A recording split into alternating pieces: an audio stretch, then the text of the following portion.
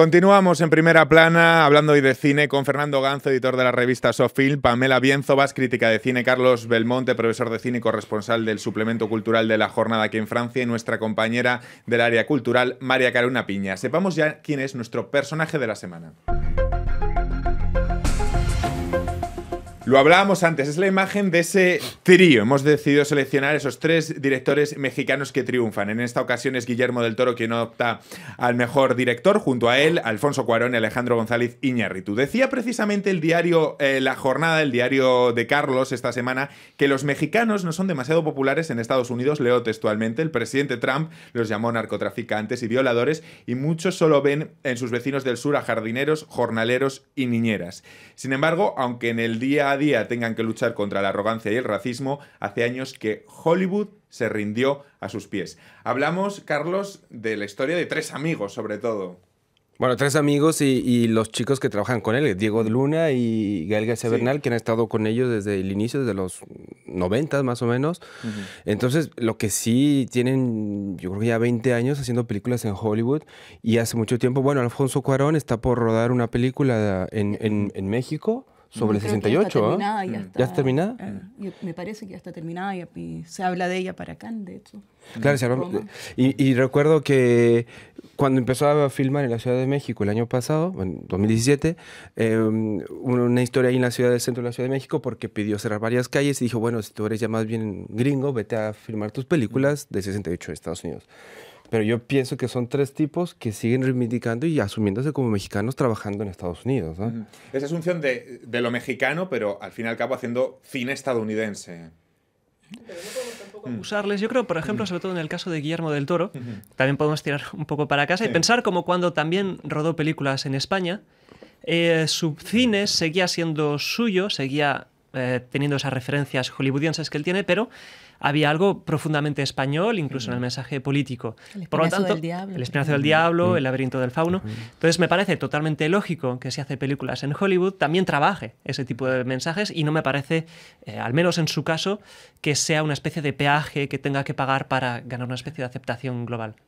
Además, perdón, Pamela. No, que hoy en día se habla mucho de eso, de los latinos que se van a Hollywood. Pero ¿qué significa eso? O sea, justamente hoy día la industria está es tan amplia, tan conectada, por no usar el término, globalizado, y también hay gente que está realmente teniendo un nivel bastante más independiente, es decir, que no depende del aval de la gran meca, que puede ir y volver. El caso de los chilenos es lo mismo, ¿no? Hablábamos una mujer fantástica que tiene tantas esperanzas para el Oscar y todo.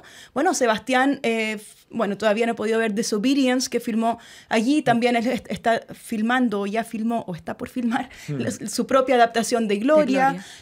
Siempre producido por Fábula, que es la productora de los hermanos Larraín. Y Pablo Larraín también ha estado filmando en el mismo año, saca Jackie, saca Neruda. Es decir, una cosa no significa traicionarse. Carlos mencionaba en relación con los tres mayores, pero a Gael García Bernal y Diego Luna, bueno, ellos son productores, cineastas, actores ya por su propia, digamos, su propio mérito, y que siempre han tenido una identidad muy clara, que pueden jugar, ir y volver entre distintos países, distintas industrias, distintos continentes, sin tener que venderse o pasar a otra cosa. Es decir, hoy yo creo que se pueden mover de manera mucho más fluida, ir, volver, etc. Y justamente Roma nos mostrará el caso en el caso de Cuarón. Claro. Hablamos de un fin de semana en el que se va a hablar mucho de cine, pero venimos de otro en el que también ha habido un gran triunfo del cine latino el fin de semana pasado en la Berlinale. El fin de semana pasado tuvimos ese gran éxito de la cinta paraguaya Las Herederas, que se hizo con 2 Osos de Plata en la Berlinale. Algunas veces la señora no se siente bien. Y entonces vos vas a acercarte a ella para hablar o pones música. Ana Brun, una de las protagonistas del film, logró el Oso de Plata en mejor interpretación femenina. De nuevo el triunfo latino y de nuevo una temática de la mujer. María Carolina, Pamela. Bueno, y homosexual. Y homosexual. Pamela, tú la has visto, ¿no? Sí, y homosexual, que creo que no es menor en ese sentido, si vamos a hablar de lo que es. Es un excelente debut. Marcelo Martinezzi, si no le estoy... Martinezzi, si no le cambio el nombre.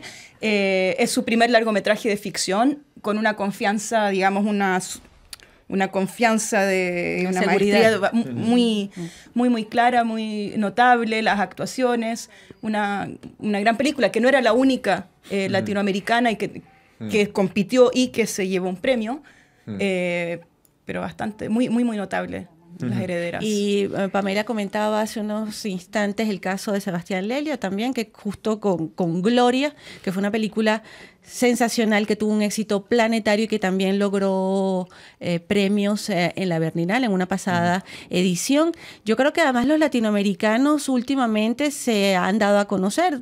Podría citar el caso del venezolano Lorenzo Vigas, por ejemplo, que ganó un oso de plata en el León de Oro, también en Venecia. O sea, son productores y Lorenzo Vigas además trabaja muy en solidaridad con México, con Franco, por ejemplo. Como decía Pamela, son creadores, productores que tienen como varios, se pueden adaptar a diferentes oficios, pero que además están muy implicados entre ellos y han creado casi una red. El caso de los 13 mexicanos en Hollywood son personas que se volvieron amigos haciendo cine en Hollywood. Y ahí habría que también destacar a un personaje que a mí me parece fundamental en ese trío de mexicanos, que es el director de fotografía, Emmanuel Lubezki, el llamado Chivo Lubezki, que es también un hacedor en Hollywood y que también tiene su importancia en los éxitos que han tenido nuestros 3 directores mexicanos. Lo que pasa es que muchas veces el cine latino necesita financiación. Por ejemplo, en el caso del film de Las Herederas, el 80% proviene de fondos franceses, italianos y noruegos. Precisamente en un momento en el que Paraguay está preparando una nueva ley del cine. Y les pregunto, ¿es importante que se asignen presupuestos propios de Estado al cine para promover el cine latino como pretende hacer ahora con la nueva ley Paraguay? A ver, en el caso de México, bueno, para tomar nota también, hubo la película Museo Mexicana que se llevó en la Berlinale el mejor guión de Alonso Ruiz Palacios. Acompaña a Herederas, yo creo que los éxitos de la Berlinale.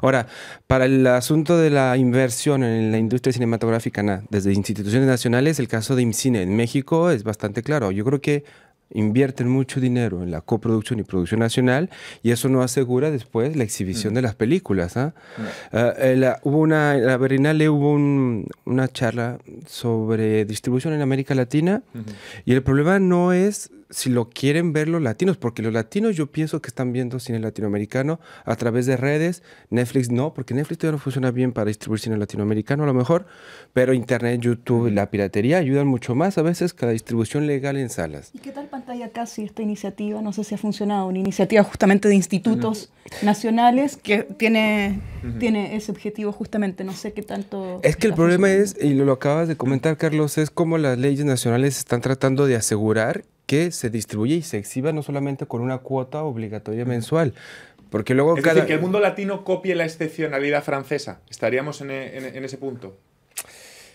Ay, no sé. Son realidades distintas, ¿no? Y no se pueden traspasar. No.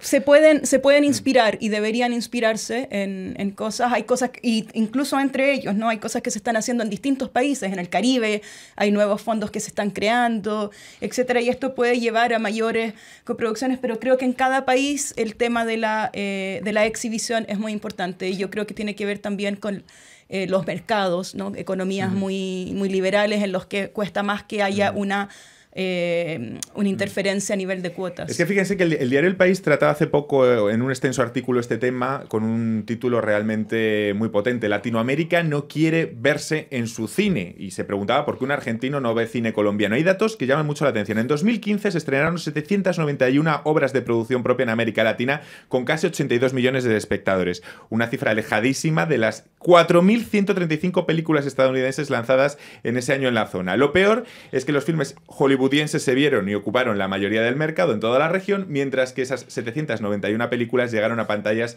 mayoritariamente locales. Es decir, no se exportaron. Se vieron localmente, sí que hay consumo interno, pero parece que no funciona la exportación de cine latino. ¿Por qué no funciona? Yo creo que hay muchas razones.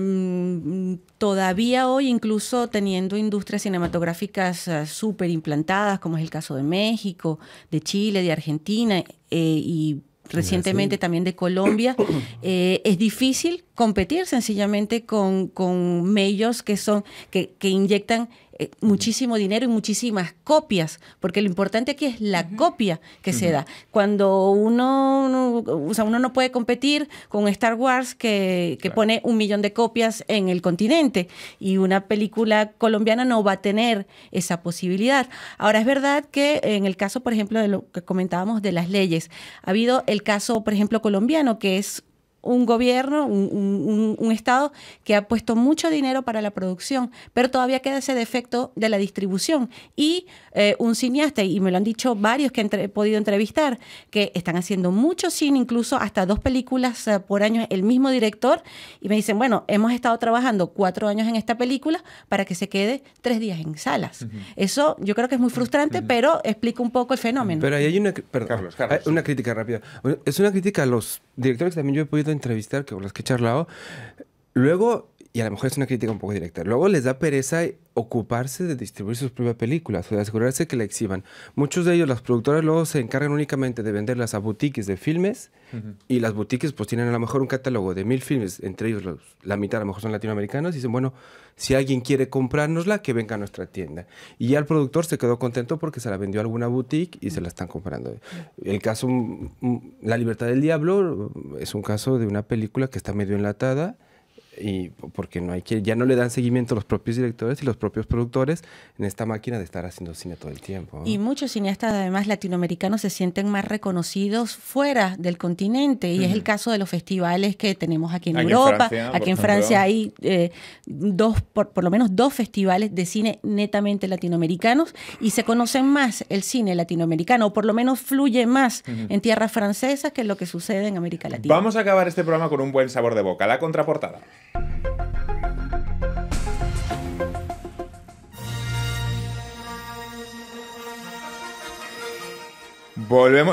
Escuchamos el compositor John Williams, que suma una nominación más a su cuenta personal por la banda sonora de Star Wars, Los Últimos Jedi. Son ya 51 nominaciones, es la persona en viva con más nominaciones a los galardones. Walt Disney consiguió en su momento 59, todo un récord para la música que escuchamos.